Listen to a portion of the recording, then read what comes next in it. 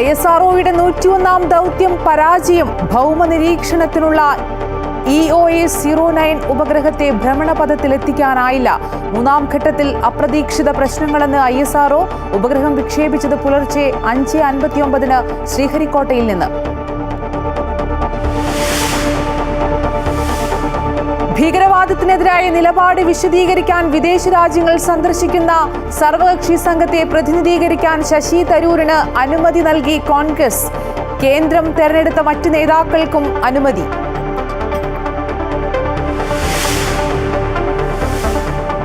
ആഗോള കത്തോലിക്ക സഭയുടെ 267-ാം മാർപ്പാപ്പയായി ലിയോ 14-ാമൻ ഇന്ന് സ്ഥാനമേൽക്കും.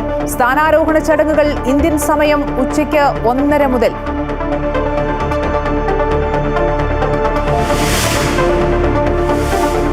മലപ്പുറം കാളികാവിലെ നരഭോജി കടുവയ്ക്കായി ഇന്നും തെരച്ചിൽ തുടരും. മയക്കുവെടിവെച്ച് പിടികൂടാൻ ശ്രമം. ഇടുക്കി മൂന്നാർ മാട്ടുപ്പെട്ടിയിൽ കടുവയിറങ്ങി.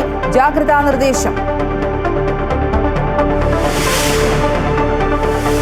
KSRTC പെൻഷൻകാരുടെ വിരമിക്കൽ ആനുകൂല്യം തടസ്സപ്പെട്ടിട്ട് 2.5 വർഷം.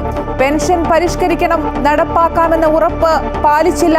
ഇപ്പോഴും ലഭിക്കുന്നത് 14 വർഷം മുമ്പത്തെ തുക. പെൻഷൻകാരുടെ ജീവിതം ദുരിതപൂർണം. Amrita news special. IPL-ൽ ഇന്ന് 2 മത്സരങ്ങൾ. രാജസ്ഥാൻ പഞ്ചാബിനെയും ഡൽഹി ഗുജറാത്തിനെയും നേരിടും.